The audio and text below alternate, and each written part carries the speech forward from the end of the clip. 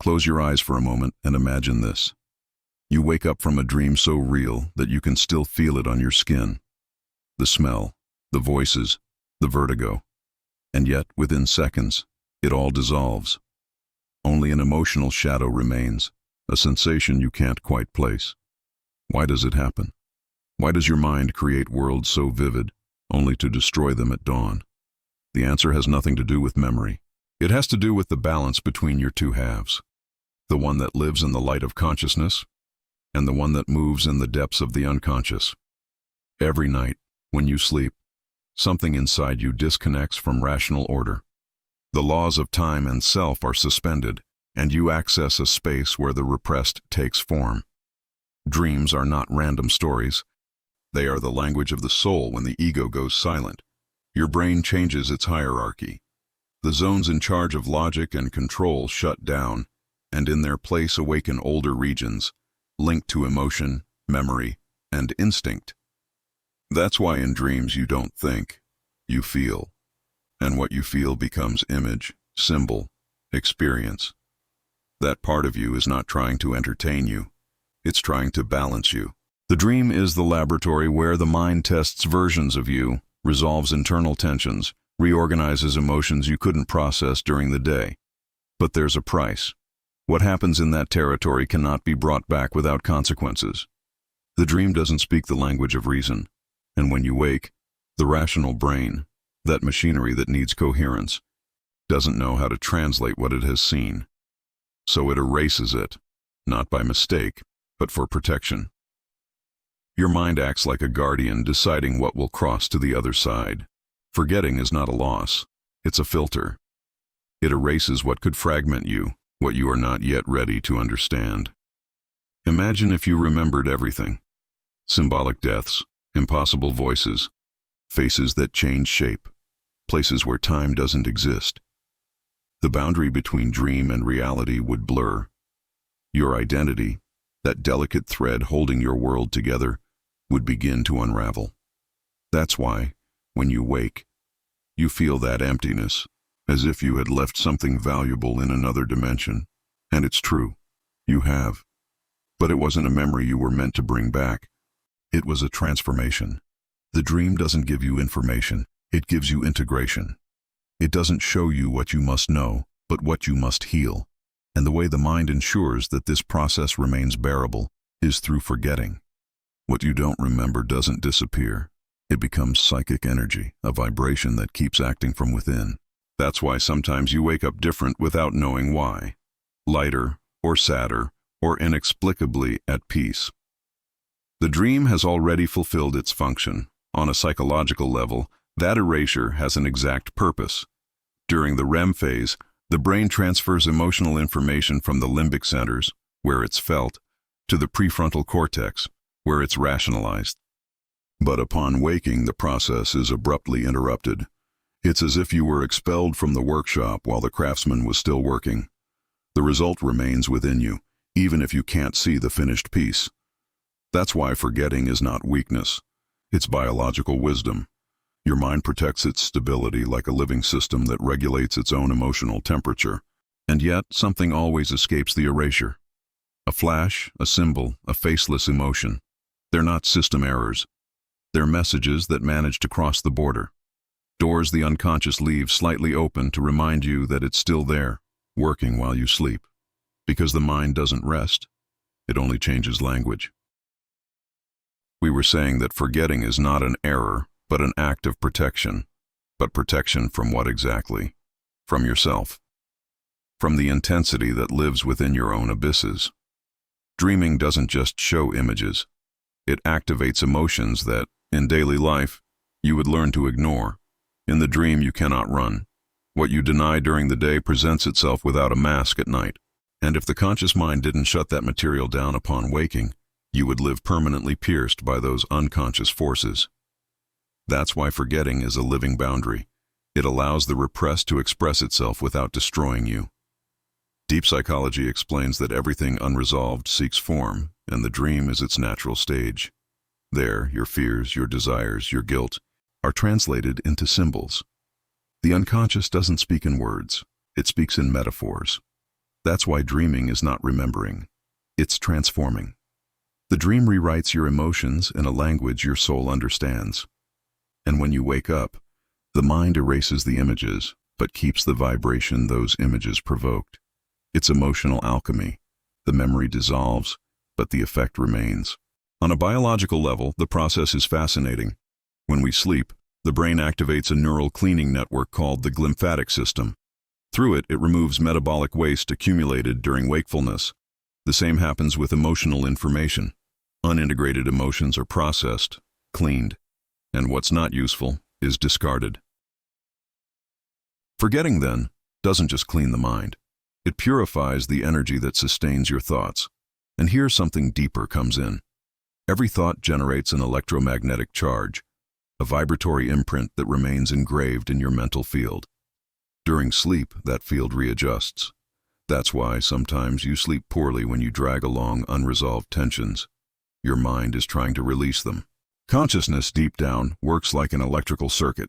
If the emotional flow becomes saturated, the system overheats. Forgetting acts like a fuse. It cuts the current before collapse. But that process isn't always perfect. Sometimes the mind leaves a small crack open, and a symbol crosses the filter. A face, a phrase, an image you don't understand but can't forget. That which persists isn't random. It's a message. The rational mind doesn't know what to do with it, but the body does. That's why dreams aren't remembered with the head, but with the skin. A pressure in the chest, a new calm, an intuition that appears without explanation. The body remembers what the mind discards. From an energetic perspective, forgetting is a vibrational reorganization. During sleep, your densest frequencies, guilt, fear, frustration, are transformed into lighter patterns. The brain translates them into images in order to move them, and when the work is done, those images dissolve, like smoke after cleansing. You don't lose it, you release it. In subtler planes, that process has a greater purpose, to keep you coherent among your different versions. Because every night, while you sleep, you explore internal parallel realities, possibilities of yourself that didn't manifest. And if you remembered them all, you would live with the echo of 1,000 lives inside one. Forgetting is what allows you to be someone recognizable each morning. It's the way your consciousness collapses all probabilities into a single line of reality. Some scientists are beginning to sense it from quantum physics. They speak of the collapse of the wave function. From infinite possibilities, only one materializes when observed. Dreaming, from this perspective, is the laboratory where those possibilities are tested. And forgetting, the moment the system chooses. You wake up, and the inner universe contracts into a single version of you. The others fade away. It's not amnesia, it's reality selection. And that process, though invisible, leaves a trace. That's why some dreams feel more real than life itself, because at a certain level, they were. They were as real as any waking experience, only in another frequency of existence. The curious thing is that this quantum memory doesn't disappear. It remains latent, waiting to resonate with an emotion, with a future experience that reactivates it. Sometimes a déjà vu is exactly that, a memory of a version of you that dreamed something very similar, and whose memory remained suspended between worlds. Forgetting, then, is not an ending. It's a temporary veil, an interval that separates what the soul has already understood from what the mind still needs to discover. So don't fear forgetting your dreams. Rather fear not listening to them. Because forgetting isn't silence, it's a coded language. And if you learn to read it, you'll discover that every night your unconscious speaks to you, not with words, but with energy. It shows you what emotions to release, what wounds to heal, what version of you is ready to emerge. Now that you know forgetting is not a flaw but a function, the real question is not why you forget, but what to do with what remains when you forget. Because the dream doesn't disappear, it only changes form. And learning to move in that subtle space between wakefulness and night is one of the most powerful practices you can develop. It's not about controlling dreams. It's about dialoguing with them without breaking their language. Before sleeping, avoid filling your mind with noise, screens, arguments, excess information. Your brain needs silence to open the oniric channel. Remember that dreams are the symbolic expression of what you repress during the day. If the day ends in chaos, the night will try to repair it. So create a simple ritual, not something mystical, but functional. Breathe slowly. Be grateful for what you understood in the last hours, and then formulate a clear intention. Show me what I need to see tonight. Don't ask for concrete answers. Ask for clarity. That phrase doesn't invoke anything supernatural. It activates a frequency of attention in your unconscious. You're telling your mind that you're willing to listen. The second step happens upon waking. Don't get up immediately. Stay in that interval, that place where the body wakes up but consciousness hasn't yet taken control. That's where the memory lives. It's fragile ground, and any sudden movement erases it. With your eyes still closed, ask yourself, what do I feel? Don't look for images. Look for the emotion. Sometimes that's all that remains. An atmosphere, an emotional texture. Write it down without analyzing it. Emotions are the thread that connects with the symbol. If you practice this for several days, something curious begins to happen. The unconscious responds. It begins to give you fragments, loose words, colors, faces. Don't force them to make sense. Let them accumulate. Dreams aren't interpreted immediately. They reveal themselves over time. In depth psychology, this process is called symbolic assimilation. When your consciousness learns to coexist with the messages of the unconscious without distorting or denying them. It's an inner dialogue that doesn't need logic, but sensitivity. And here comes the essential point. Not everything must be remembered. Sometimes the wisest thing is to accept that the message has already been received, even if you don't remember how. The conscious mind wants to possess, but the soul only needs to integrate. From an energetic perspective, this moment between sleep and wakefulness is a point of vibrational readjustment. Your body remains in theta waves, the language of the unconscious, while your mind begins to move in beta waves, the waking logic. That overlap of frequencies creates a portal, the exact place where you can reprogram your energy. In that instant, if you breathe deeply and choose a coherent thought, an emotion of gratitude, calm, or purpose, your brain records that signal as the foundation of the new day.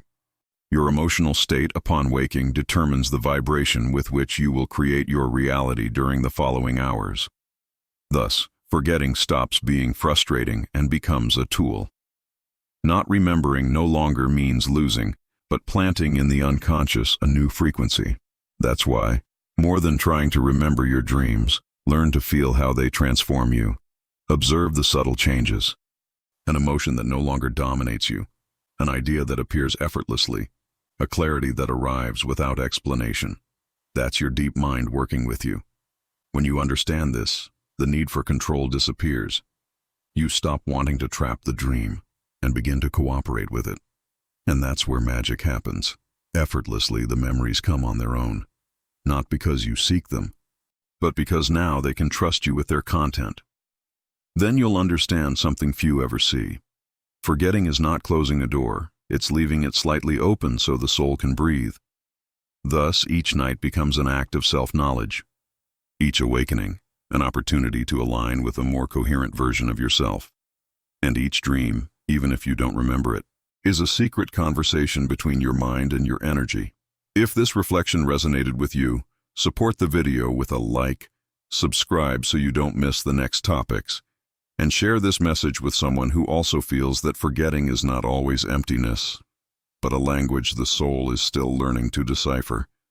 Because what you forget never really goes away. It only changes form, waiting for the perfect moment to remind you who you are.